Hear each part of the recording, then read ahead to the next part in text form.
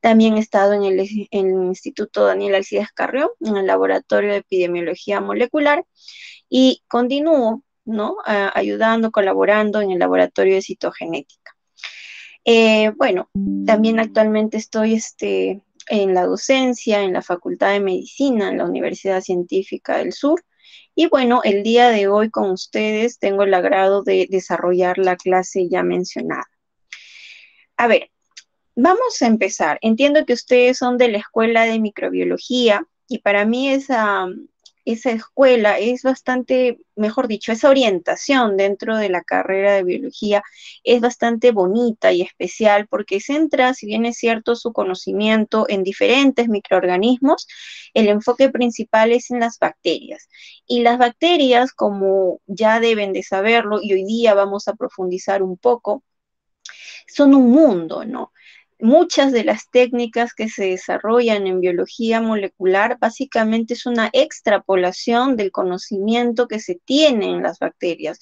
Procedimientos que ocurren de manera natural, ¿no? Se ha extrapolado esos conocimientos para generar técnicas. Una técnica que hoy en día es un hit, es un boom, es el famoso CRISPR-Cas9, ¿no? Y es básicamente la extrapolación de un proceso que ocurre de manera natural en ellas. Entonces, ¿qué sabemos de las bacterias? Para empezar, las bacterias han evolucionado, o mejor dicho, han aparecido hace millones de años. Aproximadamente hace unos 3.500, 3.700 aproximadamente millones de años. Cuando nosotros hablamos de evolución, siempre nos enfocamos en pensar que los organismos simples se convirtieron luego de muchos años en organismos más complejos. Efectivamente, efectivamente, la gran mayoría de seres vivos ha evolucionado en esa dirección. Sin embargo, en el caso de las bacterias, que aparecieron hace 3.500 millones de años, ¿no? La complejidad, digamos, no ha cambiado porque siguen siendo organismos unicelulares. Sin embargo, la pregunta es, y es lo que ustedes tienen en esta primera diapositiva, entonces, ¿cómo estos microorganismos han evolucionado a través de todos estos años? Y la respuesta es que la evolución en ellas se ha dado gracias al aumento de su diversidad. Entonces, ellas han evolucionado, pero aumentando su diversidad.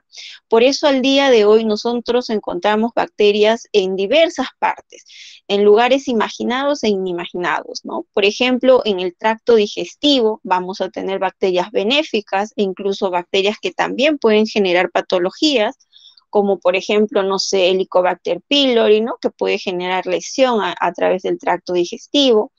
Hay bacterias en altas concentraciones de salinidad, a altas temperaturas, bacterias con la capacidad de degradar plástico, degradar petróleo o en general compuestos que son difíciles de degradar.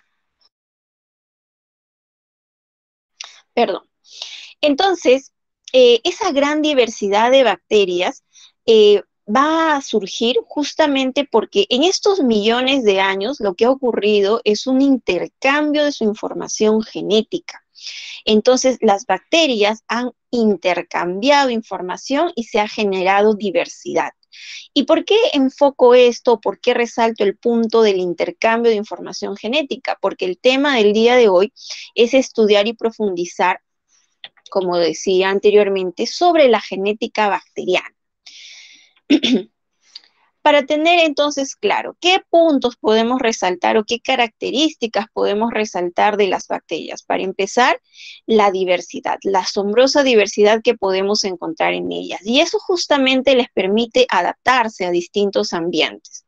Esa diversidad también en muchos casos ha podido convertir a algunas o varias de ellas en indestructibles, son multiresistentes, porque tienen esa capacidad de intercambiar información genética, de intercambiar su plásmido de R, su plásmido de resistencia. El ciclo de vida de ellas es bastante benéfico cuando uno quiere hacer investigación.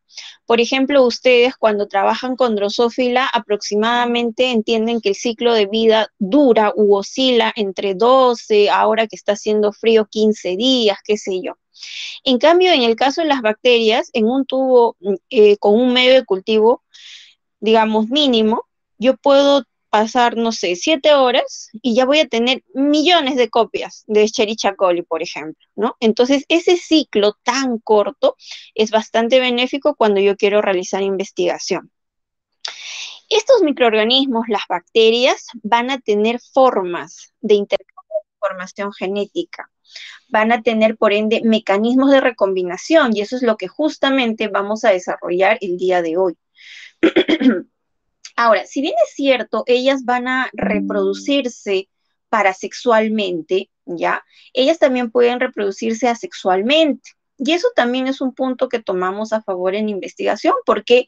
Porque con ese tipo de división, como es la fisión binaria, yo puedo tener millones de copias, no sé, de un mismo gen, si yo lo quiero amplificar.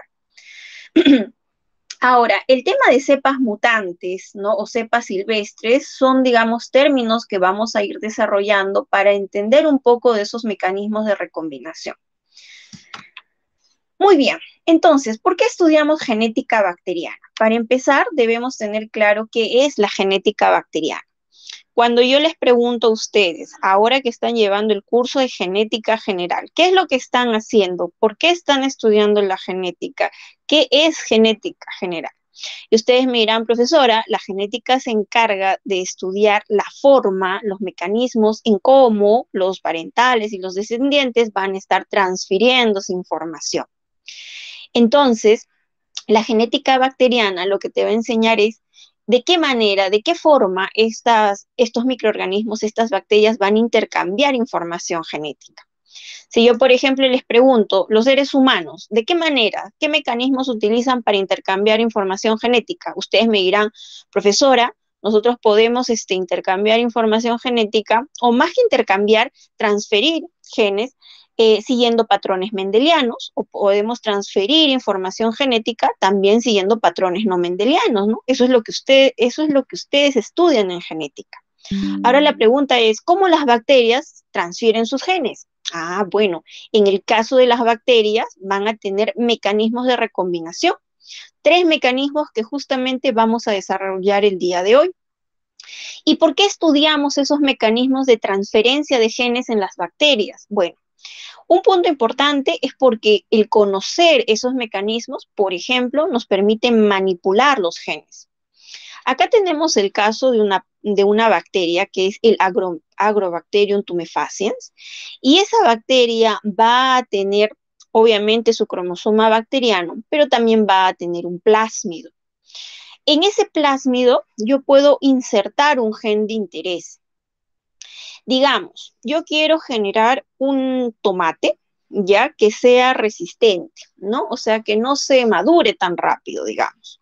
Quiero que sea duro, al menos por un tiempo. Ya, entonces aquí voy a insertar el gen que le confiere al tomate, digamos, a no madurar tan rápido. Ya, ahí lo pongo. Me voy a valer de estructuras en la bacteria, en este caso su plásmido, para poder transferir información.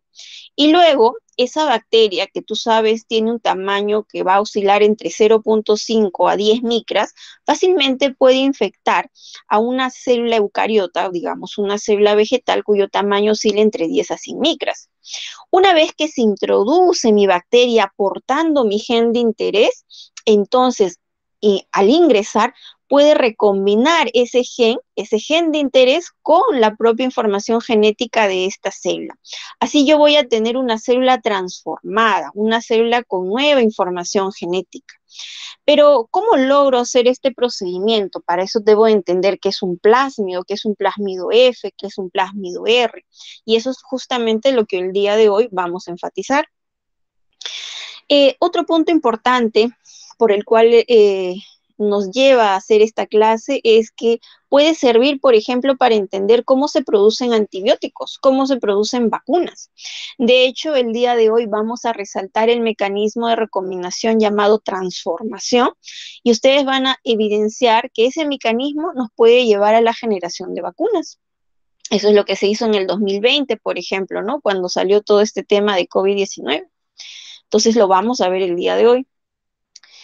Ahora, les decía casi al inicio que existe una gran cantidad de bacterias que son resistentes, pero la pregunta es, ¿cómo se genera esa resistencia? Y la respuesta será porque intercambian información genética. Pero ¿cómo lo hacen? Para eso tienes que entender sus mecanismos de recombinación y eso es lo que vamos a hacer el día de hoy, entender cómo se transfieren esos genes. Bueno, justamente en este proceso de entender esos mecanismos de recombinación, es que se va a llegar a la conclusión que quien podía aportar la información genética era el ADN y no la proteína, ¿no? Porque antes había una duda, ¿quién porta el ADN? ¿El ADN o la proteína? ¿Quién porta la información genética? Pero haciendo investigación sobre estos mecanismos de recombinación, finalmente se tiene evidencia y se establece que es el ADN quien va a portar nuestra información genética. Muy bien, entonces que quede claro, la genética bacteriana nos va a enseñar cómo las bacterias están transfiriendo sus genes. ¿Y cómo lo hacen? Bueno, van a seguir tres mecanismos. Uno se conoce como conjugación, otro como transformación y otro como transducción. Y cada uno de estos es el que vamos a desarrollar. Pero antes de ello, debemos recordar un poco cómo es la estructura de estos microorganismos. Acá, por ejemplo, tenemos una bacteria y vamos a ir desde la parte más externa hacia la parte más interna. La estructura más interna de la bacteria, si recordarás, es la cápsula, ¿no? Es una estructura formada por polisacáridos. Y la presencia de la cápsula, aunque no es indispensable, no es que todas las bacterias lo tengan, ¿ok? Cuando está presente esa cápsula, le otorga a la bacteria, digamos, un aspecto liso, ¿no? Y eso es importante porque cuando yo, por ejemplo, hago un cultivo, hago un plaqueo, ¿no? Y observo externamente, esa forma lisa o rugosa a mí me permiten identificar colonias. Ok, por debajo de la cápsula vamos a tener a la famosa pared bacteriana, ¿no? De esa pared bacteriana, el componente más resaltante, si recordarás, es el péptido glucano o también llamado mureína, componente que va a permitir distinguir o clasificar a las bacterias como gram negativas o gram positivas. Por debajo de esa pared vamos a encontrar a la membrana. La membrana puede tener pliegues a los que nosotros vamos a denominar como mesosomas. Y son importantes porque ahí, por ejemplo, puede ocurrir respiración en el caso de las bacterias. O a nivel de esos mesosomas, o esos mesosomas, mejor dicho, nos van a ayudar en el proceso de división de este tipo de microorganismos. Pero ahora nos vamos hacia la parte central, ¿no? Lo que vendría a ser ya el citoplasma. Por ejemplo, en esta imagen ustedes van a observar una región más blanca y una región más oscura, como unos puntitos hacia la parte de adentro. En el citoplasma va a predominar una organela y esos son los ribosomas, ¿no? Son ribosomas de 70S. Pero todo ese blanquito que están viendo es una región donde va a estar presente el material genético de la bacteria. Ahora, ese material genético de la bacteria, para que pueda caber en este microorganismo, yo lo tengo que empaquetar. Por lo tanto, me voy a valer de unas proteínas básicas. Muchas veces se dice que el cromosoma bacteriano es desnudo, pero eso no es cierto en su totalidad. No es que carezca totalmente de proteínas. Si bien es cierto, no hay proteínas histonas, vamos a tener presencia de proteínas básicas que siempre van a colaborar, como están observando en la imagen, con el empaquetamiento, ¿no? Acá, por ejemplo, tienen la foto de una Escherichia coli que tenía todo su cromosoma bacteriano empaquetado, pero de repente la sometimos a un shock térmico y ¡pum! Reventó, ¿no? Uy. Ya, a ver. A ver, bueno, nos hemos salteado. Cuando hablamos, chicos, sobre genoma bacteriano, el genoma bacteriano va a estar formado tanto por el cromosoma bacteriano, que es el que se empaqueta porque va a estar formado por millones de pares de bases, y va a estar formado por los plásmidos. Entonces, el cromosoma bacteriano va a ser circular, cerrado y covalente. Acá tú lo ves empaquetado, pero si yo lo tuviera que dibujar, digamos, ese cromosoma bacteriano va a ser circular, como estoy dibujándolo acá, cerrado y unido por enlaces covalentes. Así es el cromosoma bacteriano. Pero en la bacteria no solamente hay cromosoma bacteriano, también vamos a tener plásmidos. Entonces, cuando hablamos de genoma bacteriano, estamos hablando de la totalidad de genes que se encuentran en la bacteria. Entonces, ¿en el cromosoma bacteriano hay genes? Claro. ¿En el plásmido hay genes? También. Entonces, la totalidad forma el genoma bacteriano. Vamos a empezar a referirnos a los plásmidos. Miren, los plásmidos, como les decía, van a ser ADN, ya, es material genético, es un ADN de doble cadena que va a estar siendo también circular, cerrado y también unidos por enlaces covalentes. Ahí está, las tres C, ¿no? Circular, cerrado, covalente. Estos plásmidos no son, digamos, indispensables para la existencia de una bacteria. O sea, ¿la bacteria puede vivir, profesora, sin plásmidos? Claro que sí. Normal, la bacteria con su cromosoma bacteriano, ella solita sigue con su vida. Pero si yo le agrego el cromosoma, o mejor dicho, si está presente el plásmido, ¿qué es lo que sucede? Ah, ya. Cuando el plásmido está presente, va a tener funciones relevantes. Entonces hay que recordar que el plásmido tiene genes que van a permitirnos generar, por ejemplo, el pili sexual, que nos va a permitir, por ejemplo, o le va a otorgar a la bacteria resistencia frente a antibióticos, o que le van a otorgar a la bacteria de repente la capacidad de degradar tolueno, ¿no? O compuestos tóxicos, qué sé yo. En pocas palabras, los plásmidos no son indispensables, pero cuando están presentes en la bacteria van a cumplir funciones muy importantes. Estos plásmidos trabajan, por así decirlo, de manera independiente, porque tienen su propio ORI-B, es decir, tienen su propio origen de replicación. Entonces, no necesitan que el cromosoma bacteriano se esté replicando para que ellos recién lo hagan. No, ellos de manera independiente lo pueden hacer porque tienen su propio origen de replicación. Digamos, son generalidades que podemos recordar de estos plásmidos. Ahora, vamos a tener diferentes tipos de plásmidos. Uno de ellos, bastante importante y muy conocido, es el famoso plásmido F, o también llamado factor de fertilidad o factor F. Este plásmido lo vamos a considerar como un episoma. ¿Qué quiere decir episoma? Como bien grande te lo he puesto en esta diapositiva, quiere decir que ese plásmido se puede integrar al cromosoma bacteriano. Entonces, digamos, ¿no? Yo tengo aquí mi bacteria, ahí está mi bacteria, y por aquí está su cromosoma bacteriano grande, y por aquí vamos a dibujarlo, no sé, con otro color verde, su plásmido F. Ese plásmido F se puede integrar de tal manera que yo puedo tener así mi bacteria, vamos a dibujarla acá, y vamos a pintar por acá. Ya está. Entonces miren ustedes que ese plásmido, digamos, este es el plásmido F, se ha integrado al cromosoma bacteriano. Esta integración me hace denominar al plásmido F como episoma. Es un episoma porque tiene esa capacidad. Ahora, este plásmido F cumple una función importante. ¿Y cuál es la función más relevante del plásmido F? Es que puede formar el famoso pili, el pili sexual, ¿no? Entonces la bacteria, para poder recombinarse, para poder intercambiar información genética, necesita establecer contacto con otra bacteria. Pero para establecer un puente, un contacto, ¿qué es lo que yo voy a generar? ¿Qué es lo que yo voy a formar? Un pili sexual.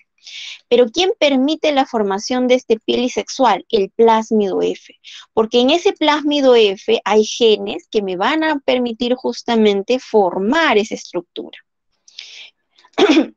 Por eso a este se le conoce pues como factor de fertilidad.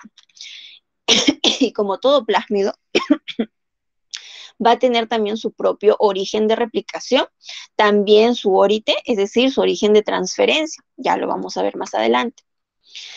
Ahora, el plásmido R es el plásmido que tiene genes y que van a permitir o le van a conferir a la bacteria resistencia a los antibióticos. Por eso es que en ese plásmido podemos distinguir dos zonas, dos regiones. La región RTF, ahí están los factores de transferencia, y la determinante R. Estos son los genes que finalmente permiten la resistencia frente a los antibióticos. Cuando hablamos de estos factores de transferencia, es decir, genes que van a permitir que este plásmido R viaje desde una bacteria pues hacia otra bacteria. Pero en el caso de los determinantes R, ahí vamos a tener genes, por ejemplo, ¿de qué manera nosotros podemos hacer frente a un antibiótico? Una ampicilina, qué sé yo. Por ejemplo, ¿no? Vamos a dibujarlo acá.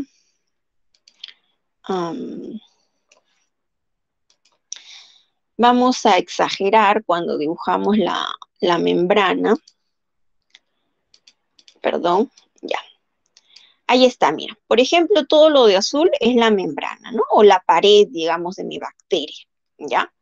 Esa pared, esa membrana, de manera natural tiene una conformación, tiene una estructura. Pero de repente, en esta región, a ver, en esta región está el gen que va a formar proteínas que se van a adosar a la membrana y van a cambiar su conformación. De tal manera que cuando el antibiótico no quiera dañar, no va a poder. ¿Por qué? Porque ya no reconoce esta forma. El antibiótico reconoce esta forma y daña. Pero esta forma, que es la membrana unida con otras proteínas, ya no lo conoce. Entonces, ese antibiótico ya no me va a poder generar daño. Ya no. Esa es una forma, por ejemplo, de hacer frente a los antibióticos. Otra forma. De repente aquí vamos a encontrar, aquí ya vamos a encontrar genes que más bien acetilan, fosforilan los antibióticos, los cambian de conformación y por lo tanto ya no van a dañar a mi célula, ¿no? O por ejemplo, acá van a haber genes que van a disminuir la permeabilidad de la membrana, por lo tanto los antibióticos ya no van a pasar. Entonces, de esas distintas maneras, yo puedo hacer frente a los antibióticos. Y es de esa manera como el plásmido R le otorga resistencia a la bacteria que lo posee. Estos plásmidos, de manera natural, se van a estar transfiriendo, ¿no? Por ejemplo, yo estoy ordeñando una vaca, ¿ya? Y yo en mi mano tengo la Escherichia coli, ¿ok? Yo tengo Escherichia coli de un ser humano, ¿no? Obviamente en mi mano hay una bacteria que es propia de mi especie, la especie humana. Y cuando comienzo a ordeñar a la vaca también puede tener su Escherichia coli, pero es una Escherichia coli propia de la vaca, ¿no? Imagínense ustedes que yo en mi cuerpo tengo, bueno, en este caso en mi mano, tengo la bacteria Escherichia coli que tiene presencia de un plásmido R. Entonces es resistente frente a antibióticos. Y con esa mano yo comienzo a ordeñar a la vaquita, le jalo la ubre, ¿no? Y comienzo a ordeñar a la vaca. Cuando estoy haciendo ese procedimiento, la Escherichia coli del humano se va a juntar, se va a mirar, por así decirlo, con la Escherichia coli de la vaca. Y una vez que están allí mirándose, están en contacto, pueden intercambiar. Entonces, mi Escherichia coli humana que tenía el plásmido R se lo puede transferir a la Escherichia coli que es propia de la vaca, ¿no? Entonces, mira cómo de manera natural, ¿ok? En el medio ambiente se puede dar la transferencia de este plásmido R. Ahora, en este caso que les he presentado, estamos hablando de especies iguales, ¿no? Estamos hablando Escherichia coli. Claro que uno está en la especie humana, el otro está en la vaca. Pero el plásmido R no solamente se puede transferir entre especies de bacterias iguales, sino también entre especies diferentes. Por ejemplo, yo tengo mi Escherichia coli, voy al baño, etcétera, y obviamente esos residuos del baño van a portar la presencia de la Escherichia coli humana.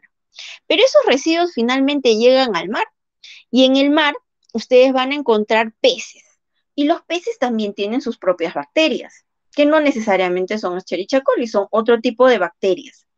Pero cuando la Escherichia coli del humano llegue a encontrarse con esas otras bacterias de los peces, también puede transferirle el plásmido R.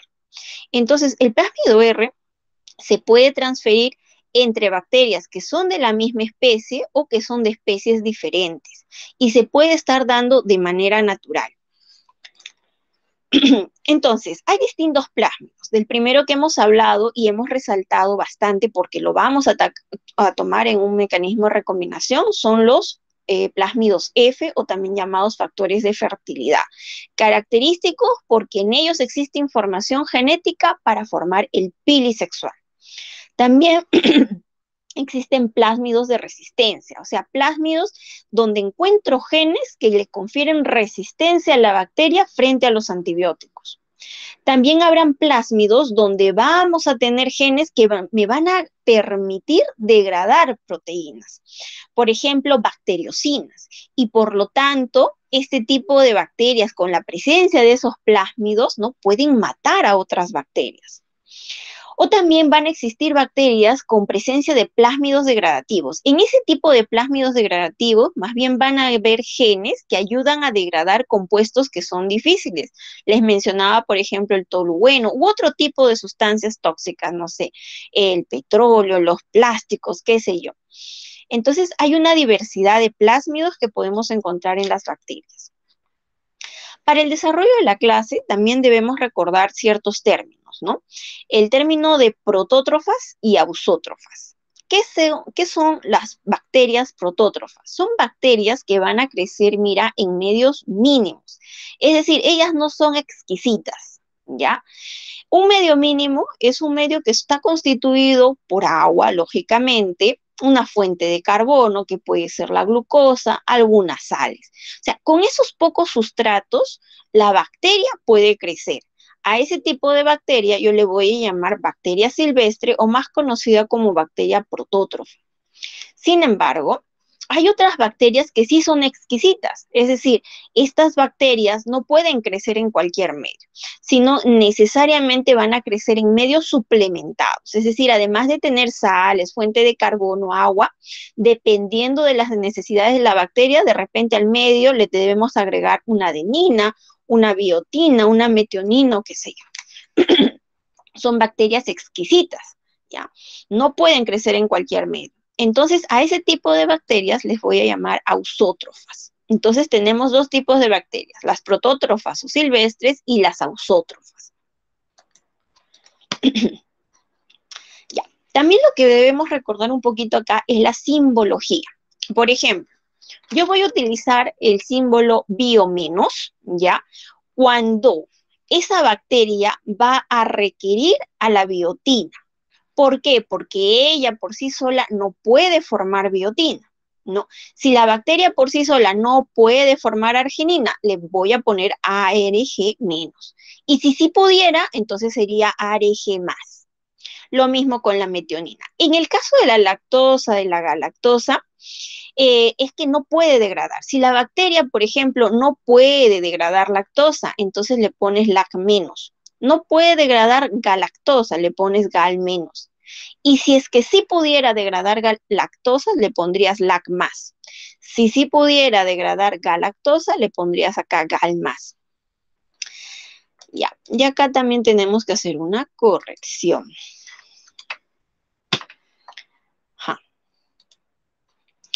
Ya.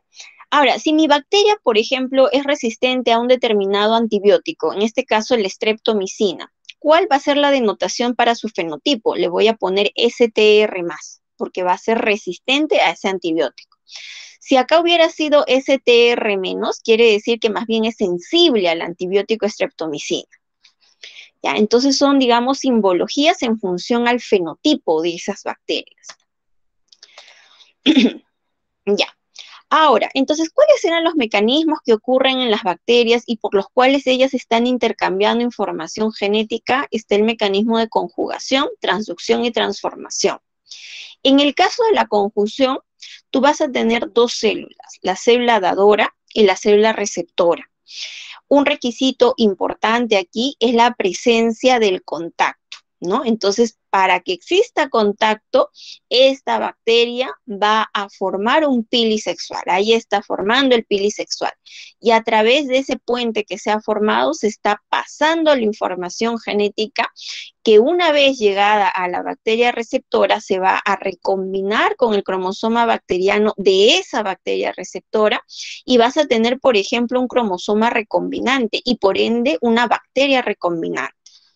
En la conjugación, como te estás dando cuenta y lo estás viendo, no participa un tercero. Simplemente se necesita la presencia de la célula dadora y la célula receptora.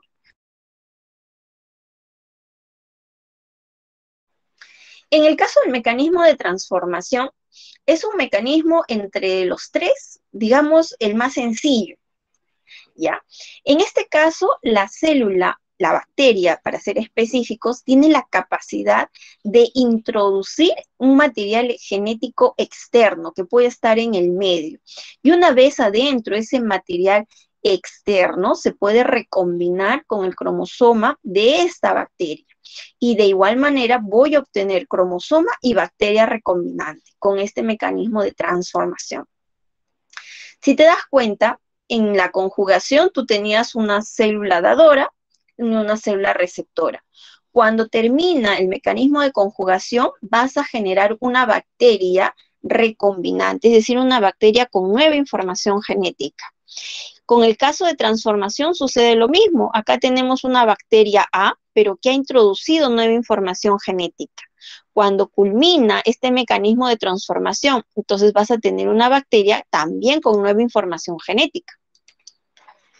Y en el caso de la transducción, nosotros vamos a ver que sí participa un tercero. En este caso va a ser un bacteriófago, es decir, un virus que tiene la capacidad de infectar bacterias. En el caso de la transformación, si bien es cierto, es un mecanismo de recombinación sencillo, entre comillas, no es algo que ocurra naturalmente, de manera continua, o sea, ocurre en la naturaleza, sí, pero no es algo frecuente, vaya, ¿ya?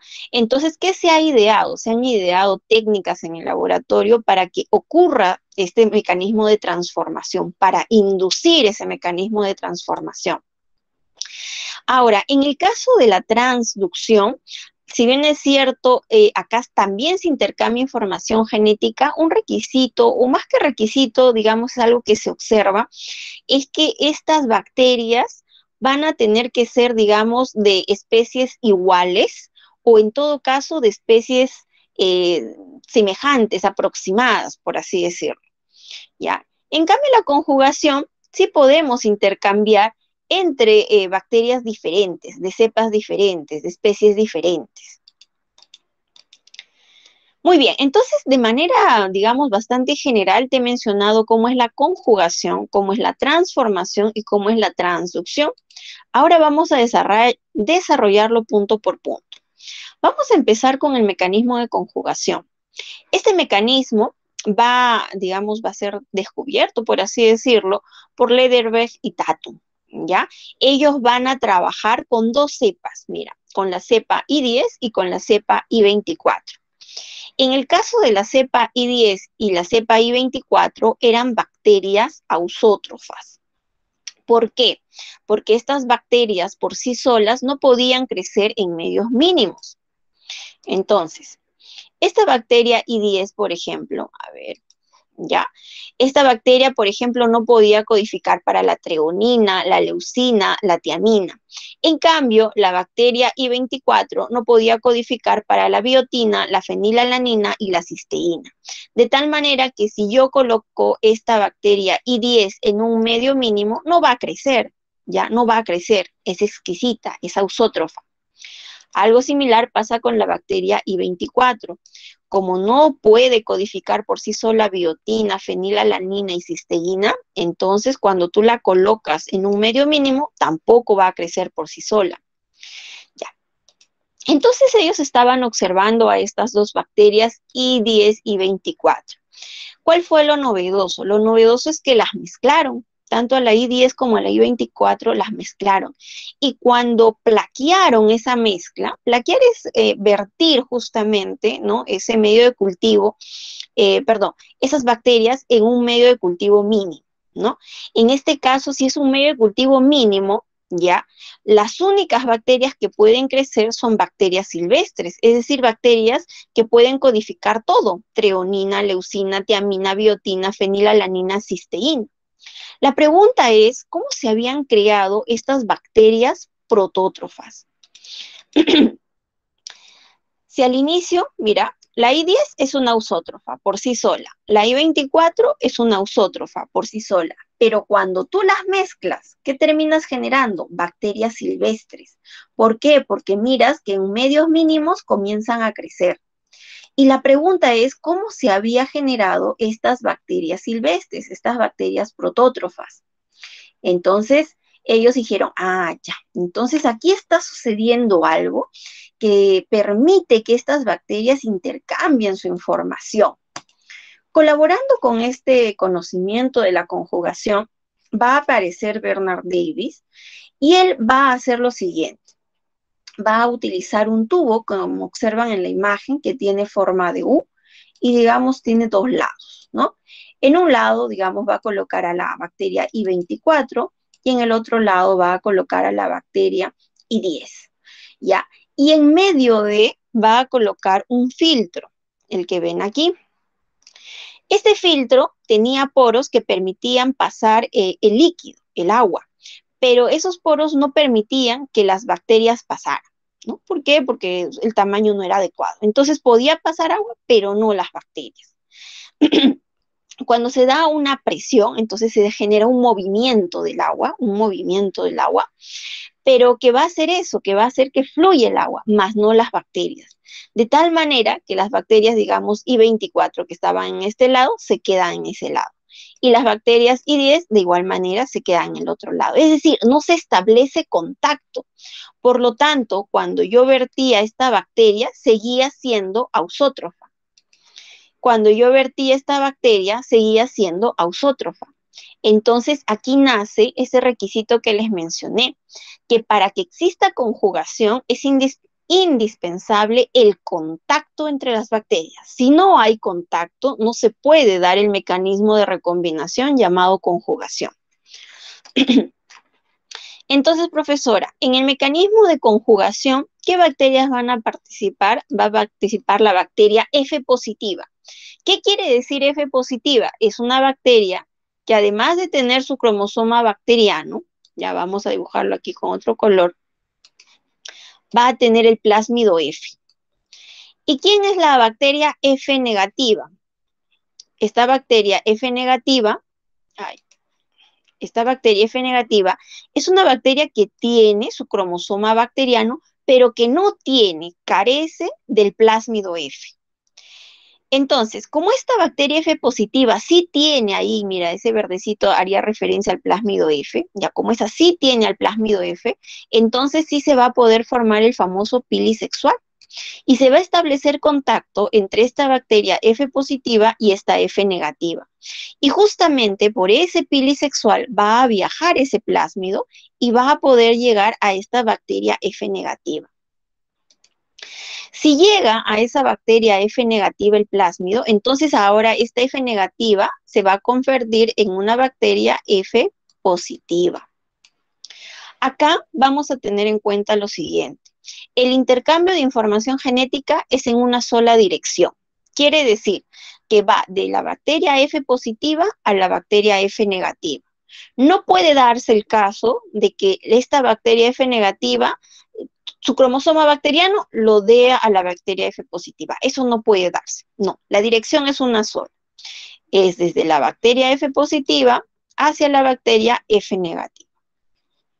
Y una vez que esta F negativa logra tener plásmido, ahora le puedes llamar recién bacteria F positiva. Ya. Ahora lo vamos a ver con más detalle todavía. Miren, esta bacteria F positiva es a la que ustedes le llaman bacteria donadora y es la que va a dar el plásmido. Y esta bacteria F negativa es la que va a recibir, es la que carece del plasma. Como la F positiva, a ver.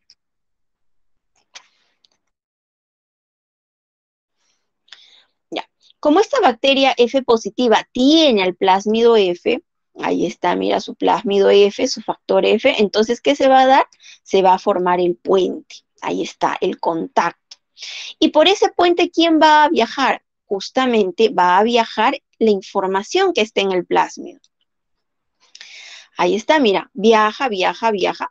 Obviamente aquí va a haber como una degradación, un quiebre de la doble cadena y solamente una cadena avanza hasta la F negativa. Ahí está, va avanzando, va avanzando. Una vez que esta cadena llega a la F negativa, se replica. Es por eso que acá vuelves a tener doble cadena. Termina de darse el traspaso y vas a tener dos bacterias F positivas. Esta primera, que normal tenía su plásmido F, ya eso era normal, pero ahora la bacteria F negativa se ha transformado en una F positiva, ¿no? Por el mecanismo de conjugación. Ya. Sin embargo, esto que estás observando no explica el experimento o lo que observó Lederberg y Tatum en su momento, porque los genes que estás observando acá son genes que pertenecen al cromosoma bacteriano. Entonces, la pregunta es, ¿cómo los genes del cromosoma bacteriano de una de estas bacterias se transfieren a la otra bacteria? Para entender eso, nosotros debemos hablar de la conjugación de las bacterias HFR. ¿Qué son las bacterias HFR? Son las bacterias que tienen una alta frecuencia de recombinación. ¿Qué es eso?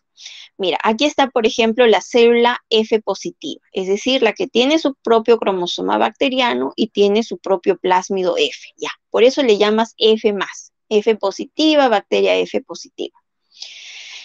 Pero ese plásmido F tiene la capacidad de integrarse al cromosoma bacteriano. Cuando lo hace, mira, acá por ejemplo en la imagen observas que se ha logrado integrar al cromosoma bacteriano. Entonces a esta célula le voy a denominar HFR, ¿no? Bacterias con alta frecuencia de recombinación. Entonces, estas bacterias HFR van a seguir actuando como si fueran bacterias F positiva, porque en general el plásmido en su totalidad está ahí. Entonces, podrá ser llamada ahora bacteria HFR o célula HFR, pero sigue actuando como una bacteria F positiva. Entonces, la conjugación también puede ocurrir en bacterias HFR porque actúan como bacterias F positiva con bacterias obviamente F negativa, es decir, bacterias que no tienen al plásmido R, no tienen, carecen, por eso vamos a decir F negativa. Entonces, ¿qué sucede en estos casos? Cuando se da este caso, esta bacteria HFR lo que va a hacer es codificar para que se forme el pili sexual. Eso es lo primero, establecer el contacto. Una vez establecido el contacto, entonces la información genética comienza a transferirse. ¿Ves? Y acá comienza a transferirse, a transferirse. Y se va transfiriendo y se va transfiriendo y se va transfiriendo.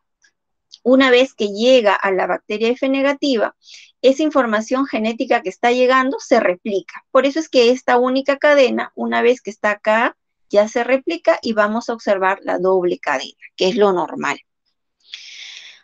Ahora, esta bacteria HFR, que actúa como una F positiva, ¿no es cierto?, le ha donado a la que era F negativa, esta era una F negativa, ¿no? Esta F positiva le ha dado información genética a esta bacteria. Y una vez que le ha dado esa información genética, esa información se va a recombinar con su propio cromosoma bacteriano de la F negativa. De tal manera que yo voy a generar, mira, una célula con nueva información genética. Pero profesora, ¿por qué sigue siendo F negativa? Porque para que sea F positiva, yo tendría que haber transferido todo el plásmido, todo. Pero como observas en la imagen, solamente se ha transferido parte del plásmido. Por eso es que cuando se da la conjugación entre una HFR con una F negativa, culmina el proceso de conjugación, tú sigues teniendo HFR y F negativa. Caso distinto pasa cuando una F positiva y y una F negativa se conjuga y esa F positiva le dona todo el plásmido, ahí sí, esa F negativa se transforma en una F positiva. Ya. Pero ¿por qué este mecanismo es importante o por qué este mecanismo explica lo que vieron Lederberg y Tatum en su momento? Porque en este mecanismo, mira, lo que estás haciendo, si bien es cierto, es transferir, a ver,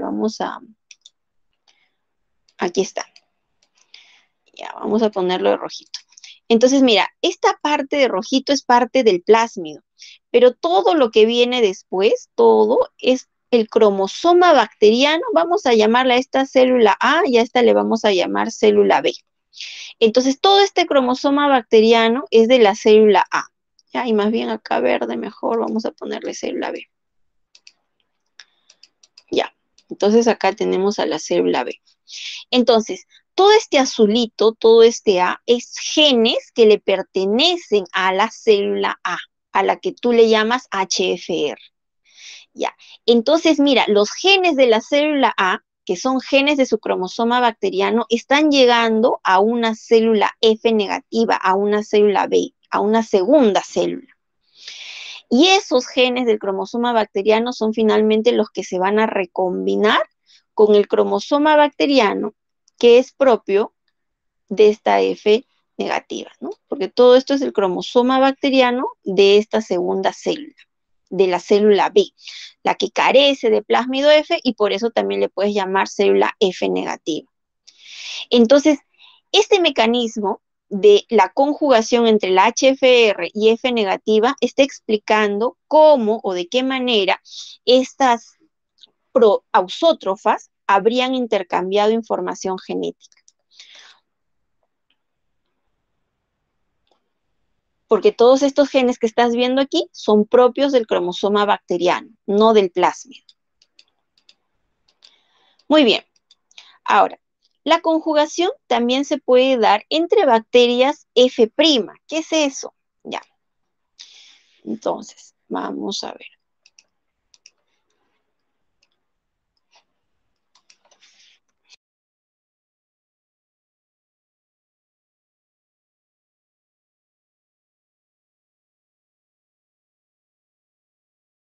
Bacterias que tienen presencia de plásmido, ya, pueden integrar el plásmido al cromosoma bacteriano.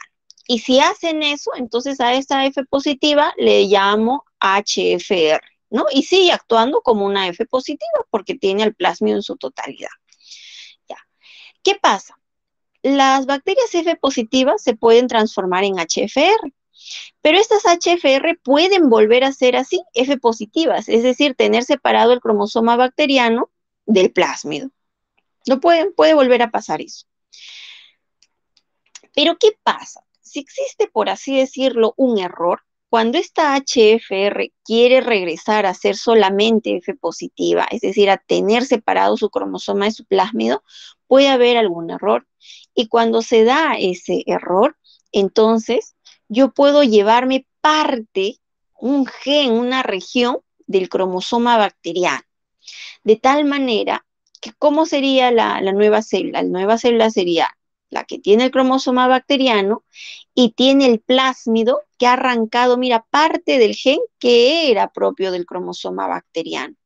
A ese tipo de bacterias, a ese tipo de células, yo les llamo F'. Ahora, ¿esa F' actúa como una F positiva? Claro que sí. ¿Y por qué va a actuar como una F positiva? Porque en general tiene la totalidad del plásmido F, por eso le llamo F positiva. Ya, entonces ya sabemos qué es una F positiva propiamente, qué es una HFR y qué es una F'. ¿Esta HFR puede actuar como F positiva? Sí. ¿Por qué? Porque tiene la totalidad del plásmido. ¿La F' puede actuar como una F positiva? También, porque también está la totalidad del plásmido. ¿Pero qué es HFR? Es cuando el plásmido está integrado al cromosoma. ¿Qué es F'? Es cuando el plásmido ha arrancado parte de los genes del cromosoma bacteriano. Ya, eso es. Entonces vamos a regresar. Ya. Entonces, la conjugación también se va a poder establecer en bacterias, entre bacterias F', aquí está, mira, esta es la bacteria F', ya, con una bacteria, mira, F negativa. Yo te he dicho que esta F', ¿cómo puede actuar? Como F positiva. Por eso es que se puede conjugar con otra bacteria que carezca de plásmido, ¿no? Se conjugan entre las dos. Ahí está, mira. Ahí está. ¿Pero por qué es F'? Ah, porque ese plásmido tiene genes que son propios del cromosoma bacteriano. ¿Y por qué esta es F negativa? Porque esa no tiene plásmido. Ok, se establece el contacto entre ellas, se forma el pili sexual y mira, se comienza a transferir el plásmido, se comienza a transferir el plásmido en su totalidad. Pero si yo transfiero el plásmido en su totalidad, no solamente voy a transferir el plásmido, sino que voy a transferir estos genes, vamos a ponerlo así, de color verde, este gen que era propio del cromosoma bacteriano. Aquí está, ¿no? Entonces, este gencito chiquito era propio del cromosoma bacteriano. Entonces, cuando se transfiere el plásmido, estás transfiriendo también genes del cromosoma bacteriano de esta primera bacteria, de la F positiva. Ahí está, mira, llegó todo el plásmido y llegó también genes que son propios del cromosoma bacteriano. Pero este gen, digamos, también está presente en esta bacteria, porque digamos es el gen LAC, ¿no? Entonces, esto se da, por ejemplo, en nosotros seres humanos, ¿no? Nosotros, por ejemplo, tenemos genes que codifican el color de ojos, pero hay color de ojos negros y hay color de ojos claros, o sea, hay variantes. Algo así es lo que sucede acá. Entonces, acá tenemos un gen y para ese mismo gen hay dos copias. Esta copia le pertenecía a esta primera bacteria. Y esta copia del gen es propio de esta segunda bacteria. Entonces, hablamos del mismo gen, pero son copias diferentes. A este tipo de bacteria, que tiene sus dos copias diferentes, le voy a llamar también una bacteria recombinante, o más específico, diploide parcial. Diploide parcial porque hay dos copias de un mismo gen. En resumen, la conjugación tiene como requisito indispensable el contacto entre las bacterias. ¿Entre qué tipos de bacterias se puede dar? Entre bacteria F positiva,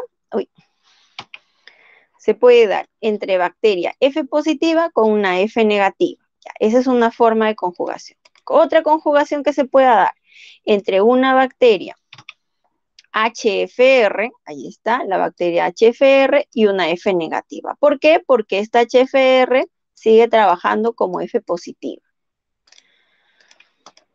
Y también entre quiénes se da, se va a dar entre las bacterias F' y F negativa. ¿Por qué? Porque esta F' sigue actuando y trabajando como una F positiva.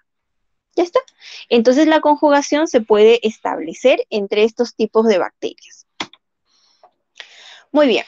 Cuando el material genético es externo, tú le vas a llamar a ese fragmento exogenote. Cuando el material genético es propio de la bacteria, endogenote.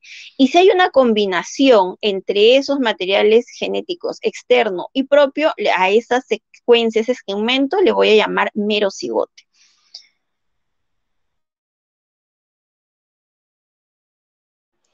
Ya.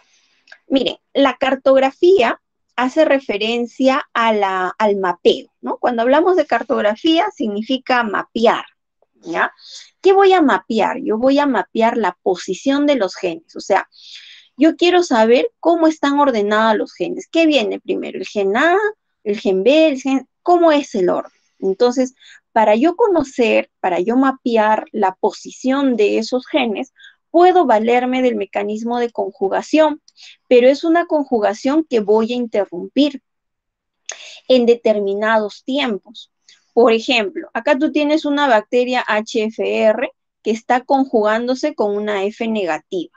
Entonces, lo primero que hace esa HFR es transferir parte del plásmido, ¿no? Ahí está, mira, se hizo el corte aquí, donde estaba el plásmido. Pero próximo al plásmido hay genes que son propios del cromosoma bacteriano. Primero, digamos, este gen A, luego este gen B, luego este gen C. Entonces, vamos a seguir el orden. Primero se transfiere parte del plásmido. Luego, ¿quién le va a seguir? el gen que esté más próximo al plásmido. Como dice acá, interrumpida, yo en determinado momento, digamos, pasado 8 minutos, voy a interrumpir el proceso. Si pasó 8 minutos, de repente lo que se ha transferido es el plásmido, parte del plásmido, hasta el gen A. Pero luego vuelvo a hacer lo mismo y ya no lo voy a interrumpir a los 8 minutos, lo voy a interrumpir a los 10 minutos. Entonces, ¿qué se va a transferir? Parte del plásmido, el gen A, y contiguo a él, el gen B. Entonces, dependiendo, ¿no?, de lo que yo voy encontrando en determinados tiempos, puedo mapear los genes. Por ejemplo, entonces, la cartografía por conjugación interrumpida te va a permitir el mapeo o la posición de los genes, y la distancia que existen entre ellos va a darse o va a estar en función a minutos. Es decir, la distancia no se va a medir pues en metros, no. En este caso la distancia se va a medir en minutos, en función al tiempo de interrupción.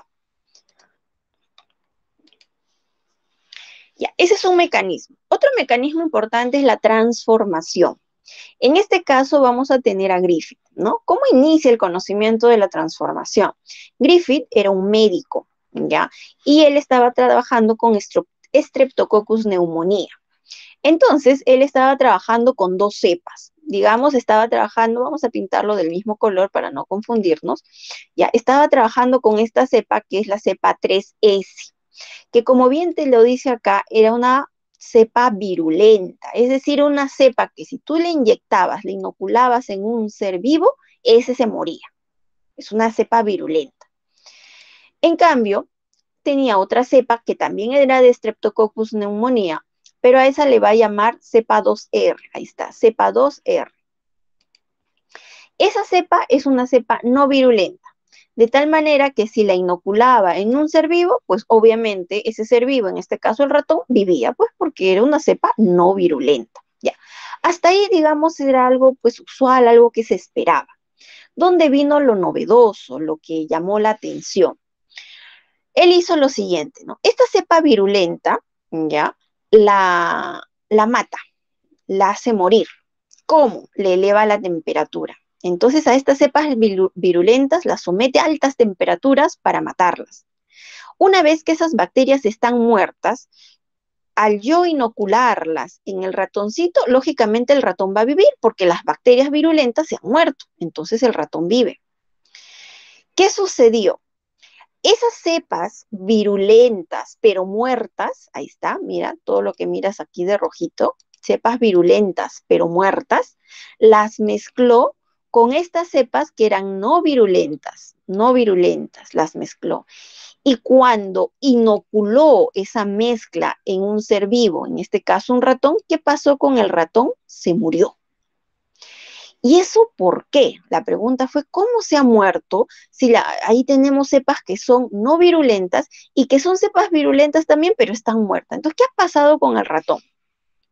Lo que ahí entendió Griffith fue que de alguna manera esas cepas que eran no virulentas, o sea, lo que está aquí de puntito azul, de alguna manera se habían convertido, se habían transformado en cepas virulentas, y que por ende al inocularse en el ratoncito, obviamente ese se moría.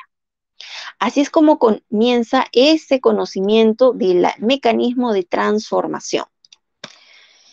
Este mecanismo va a ocurrir de manera natural, ¿ya? De hecho, en ambientes acuáticos, terrestres, ocurre. Es decir, la Streptococcus pneumoniae, Bacillus subtilis, Haemophilus influenza, Neisseria gonorrea, todo ese tipo de bacterias, de manera natural, sin que tú metas tu mano, ellas pueden estar intercambiando información genética siguiendo el mecanismo de transformación. Pero, si bien es cierto, puede ocurrir de manera natural, yo te decía que no es algo común, no es algo frecuente, ¿ya? Entonces, ¿qué hacemos nosotros para aumentar la frecuencia de transformación? Nosotros vamos a aplicar técnicas, vamos a aplicar métodos que puedan aumentar la frecuencia de transformación. Pero para esto también es importante entender la competencia. Entonces, ¿a qué se refiere la competencia de las bacterias? Se refiere a la capacidad que tiene la bacteria de captar material genético. Entonces, mira, ¿no? Acá nosotros tenemos esta bacteria, ahí está, digamos, esta era la bacteria no virulenta, ahí está de color azulito, y en su medio estaban los restos del material genético de la bacteria que sí era virulenta. Entonces, esta bacteria no virulenta tenía la capacidad de ¿qué? De introducir ese material genético, lo mete, lo capta. ¿Ya? Es decir, esa bacteria es competente. Competente se refiere a la capacidad que tiene de captar información genética que está en su medio. Pero la competencia de las bacterias, es decir, la capacidad que tienen las bacterias de captar material genético externo, va a estar en función a factores. Por ejemplo, en función al estadio de crecimiento. No es lo mismo una bacteria joven, por así decirlo, que una bacteria que ya tiene un tiempo de vida prolongado, ¿no? Obviamente, una está en la senescencia de su desarrollo y la otra recién está iniciando el desarrollo. Entonces, la competencia se ve influenciada por el estadio de crecimiento. Otro factor importante es la cantidad de ADN que hay disponible. Si hay poca cantidad de ADN, obviamente no va a servir, no va a captar. Entonces, la concentración de ADN también va a influenciar. La composición del medio. Ponte que en ese medio hay una gran cantidad de adeneasas, es decir, enzimas que degradan ADN. ¿Tú crees que va a captar algún ADN? No va a captar porque todo ese ADN se va a degradar. Entonces, la competencia de las bacterias va a tener factores que van a influenciar, como el estadio de crecimiento, la concentración de ADN y la composición del medio. Ya, ahora yo te decía, ¿no? ¿Cómo hacemos para aumentar esa captación? Vamos a aplicar técnicas. ¿Qué técnicas? Por ejemplo, un shock. Vamos a cambiar la temperatura. Entonces, mis bacterias de repente están a 42 grados, ¿no? Una alta temperatura, y luego las llevo a menos 50 grados, las meto en hielo. Entonces, de lo que estaba en altas temperaturas, de la noche a la mañana se van a muy bajas temperaturas. Es un shock térmico.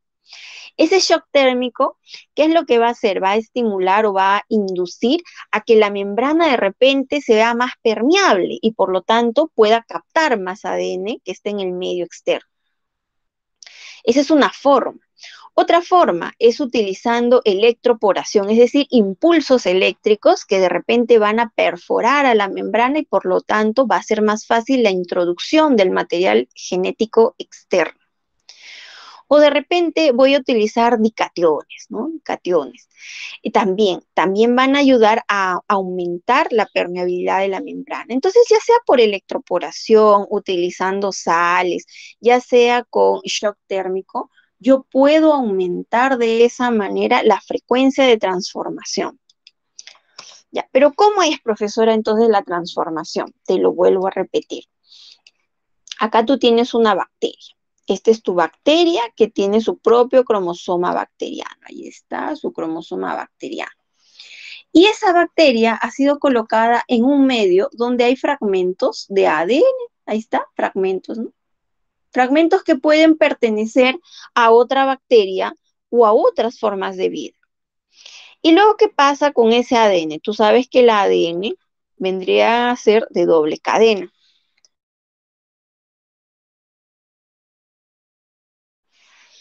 Entonces, cuando esta bacteria competente comienza a introducir el material genético exógeno, como estás viendo, una cadena es la que va a ingresar y la otra cadena es la que se va a quedar. Esa cadena que ha ingresado puede recombinarse. Ya, vamos a ponerlo aquí de azulito. Ahí está el cromosoma bacteriano. Entonces, ese fragmento de ADN exógeno puede recombinarse con el cromosoma bacteriano de esta bacteria. Y una vez que se ha recombinado, ¿qué es lo que vas a obtener? Bacterias recombinantes.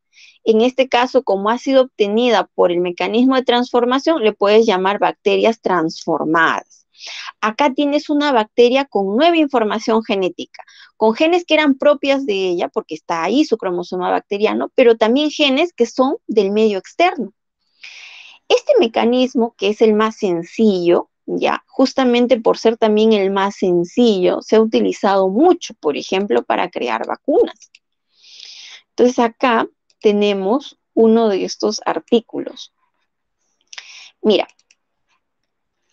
en el año 2020, justamente cuando estaba sucediendo todo este tema de COVID-19, ¿no? Hubieron diferentes artículos, por ejemplo, este es un artículo de una revista muy confiable, el Elsevier, que habla sobre la creación, o mejor dicho, la creación de un Lactobacillus plantarum recombinante.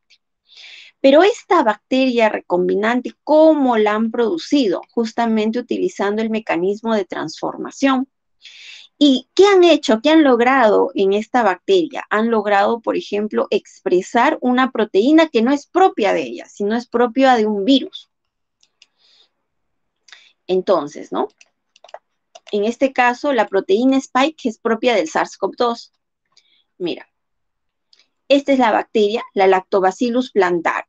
Esta bacteria la hicieron competente, la hicieron capaz de captar el ADN que es propio del virus y que una vez introducido ese ADN, se recombinó con su propio cromosoma bacteriano y pasado un tiempo, esta bacteria logró expresar esas proteínas Spike en su superficie. ¿Y cómo han logrado todo ese procedimiento? Con el mecanismo de transformación, con el que acabamos de ver, con ese mecanismo lograron generar una bacteria recombinante. ¿Y para qué? Porque esta bacteria recombinante ha servido para formular una vacuna oral. Entonces, generalmente las vacunas te inyectan, ¿no? Vía intravenosa, pero también pueden haber vacunas orales y ese era el objetivo de estos investigadores.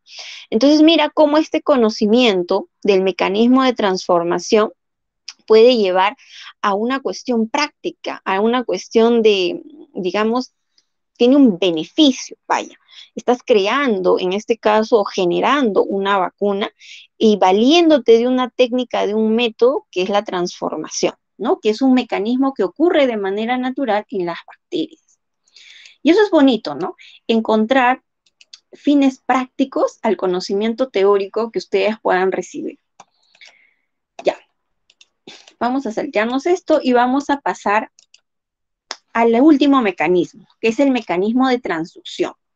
En el último mecanismo, yo les decía, va a participar un tercero, que en este caso es el bacteriófago. El bacteriófago vienen a ser, acá hay uno más grande, aquí está, mira. Entonces, acá vamos a tener estos fagos que van a infectar bacterias. A ellos les vamos a llamar bacteriófagos. Pero si tú recuerdas un poquito de tus clases de virus, ellos pueden tener distinta información genética, ¿no? Por ejemplo, su material genético puede estar hecho de ADN, puede estar hecho de ARN. Obviamente toda su cubierta va a tener o estar formada por proteínas que confieren protección, que permiten de repente, facilitan la infección, en fin. Ya, pero lo que me interesa en este punto es recordar su forma, los ciclos de vida.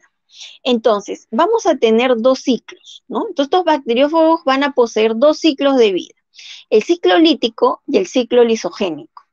Cuando hablamos de un ciclo lítico, acá, por ejemplo, tienes una bacteria. Esa bacteria, mira, tiene su propio ADN, tiene su propio cromosoma bacteriano. Y esta bacteria, mira, va a ser infectada por un virus.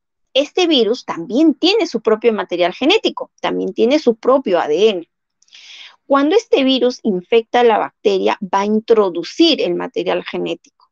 Y ese material genético introducido va a utilizar la maquinaria metabólica de esa bacteria para que produzca su propia información, es decir, produzca sus propias proteínas, su propia cubierta. Una vez que replicó su material genético, que utilizó la maquinaria metabólica para producir sus propias proteínas, entonces se va a acoplar, se va a ensamblar y finalmente se va a liberar. Y cuando esos virus se liberan, obviamente degradan, matan a la bacteria, van a alisarla. Por eso es que a este ciclo le llamamos ciclo lítico. Pero el ciclo lisogénico, alternativamente, no degrada a la bacteria. ¿Pero qué es? Es como un estado, vaya, de latencia, por así decirlo. Entonces acá de igual manera, ¿no? Tenemos a la bacteria, tenemos el fago, el virus que infecta a la bacteria, introduce el material genético. Pero ese material genético, mira, puede entrar al ciclo lisogénico e integrarse al cromosoma bacteriano. Y ahora se va a convertir en un profago. Y ahí va a estar, mira, la bacteria se va a estar dividiendo, dividiendo, y también ahí el prófago se sigue dividiendo, dividiendo. Pero por X señal, por X motivos, ese profago puede escindirse, puede separarse del cromosoma bacteriano. Y una vez separado, puede volver a entrar al ciclo lítico y seguir finalmente el ciclo lítico matando a la bacteria. Esto, digamos, son mecanismos que van a ocurrir, que eso ya lo sabemos. Pero debemos entenderlo, o mejor dicho, debemos recordarlo para enfatizar en la transducción. ¿Qué vamos a tener en la transducción? En la transducción, primero, bacterias que van a ser de la misma especie o especies bastante cercanas, bastante similares. Otra vez, el fago viene, va a insertar su propio material genético. Una vez insertado, el cromosoma bacteriano se fragmenta.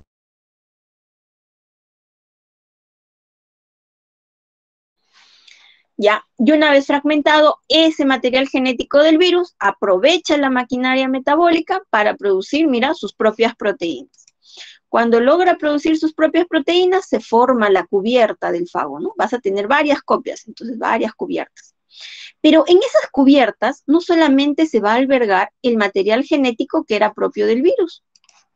O sea, esto de acá, de azulito, no solamente va a estar introducido en esas cápsides, sino que además en esas cápsides se puede llevar, ¿no?, parte de la información genética que era del cromosoma bacteriano, que eran genes propios de la bacteria.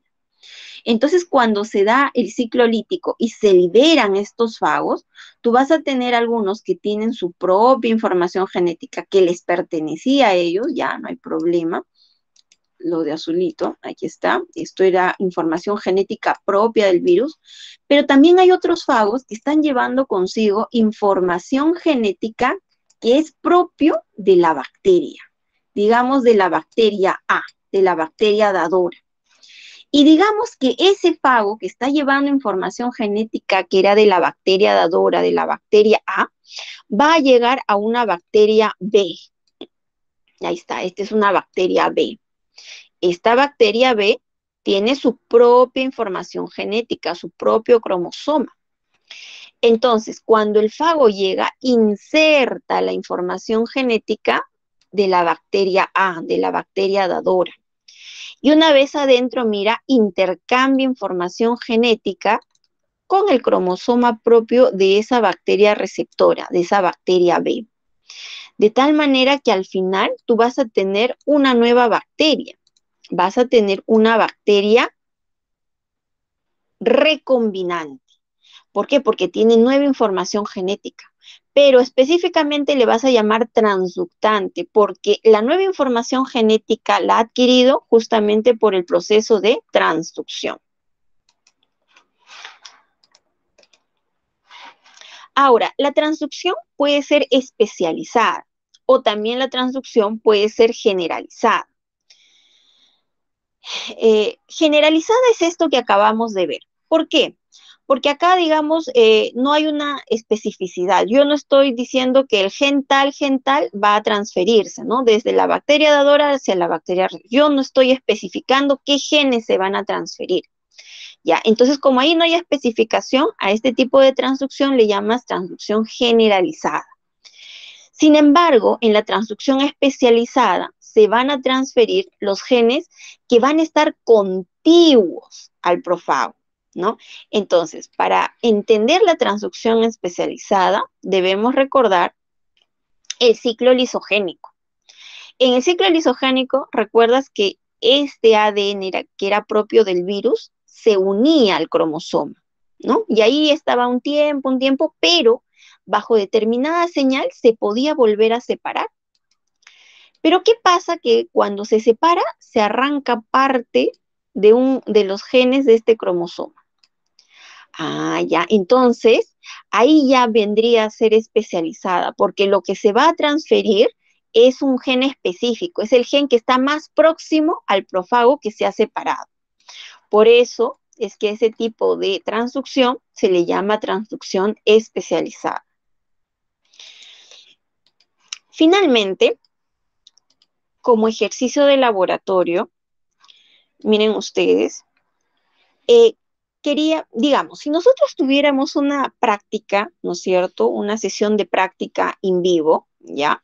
¿Qué mecanismo de repente sería más interesante poder aplicar? Sería el mecanismo de transformación.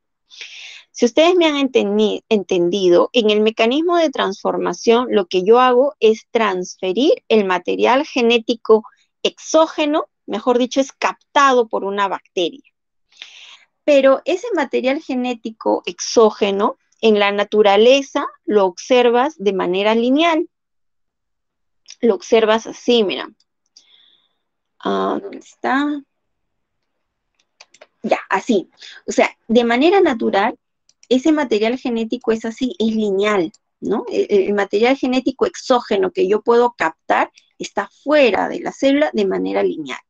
Pero cuando yo lo hago en condiciones de laboratorio, yo no voy a ver al material exógeno así, sino ¿cómo lo voy a ver?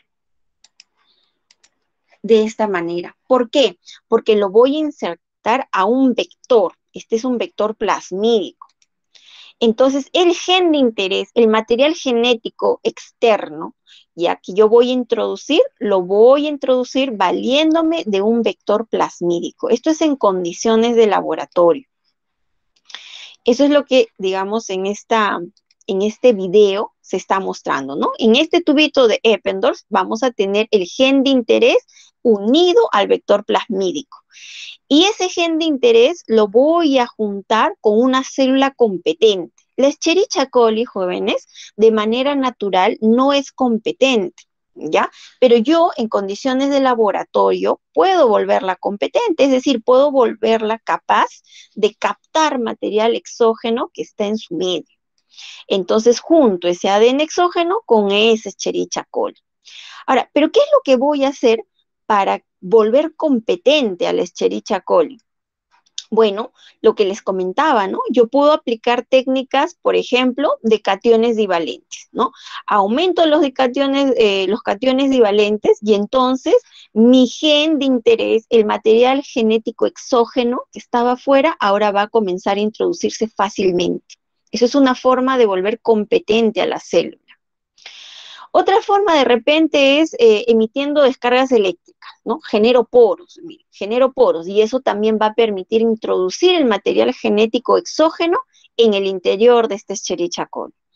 Entonces, ya sea por electroporación, por shock térmico, por cationes divalentes, tú puedes volver competente a la célula para que introduzca material genético exógeno. ¿Ya? Y una vez que tú hayas logrado eso, para estar seguro vas a utilizar vas a plaquear. ¿Qué es el plaqueo, no? Toda esa muestra que yo tenía la voy a colocar, mira, en un medio que de repente tiene algún antibiótico. Y entonces este plásmido de repente tiene genes de resistencia a ese antibiótico. De tal manera que si crecen las bacterias, me voy a verificar o voy a tener la seguridad que mi gen de interés ha sido expresado, ha sido introducido por la Escherichia coli a la que he convertido competente. Por esa razón es que yo en este caso de laboratorio no utilizo cadenas lineales, sino utilizo vectores plasmídicos para que en la última etapa yo pueda reconocer si realmente se ha logrado el proceso de transformación o no, ¿no? Y esto, digamos, es lo que nosotros podríamos hacer en práctica de manera in vivo. Muy bien, entonces, a ver, ¿dónde estaban? Creo que estaba acá. Ya. Muy bien, chicos, entonces hemos llegado a la parte final. No sé si tienen dudas, consultas, o si no, yo les hago preguntas. A ver, Dime, Evel.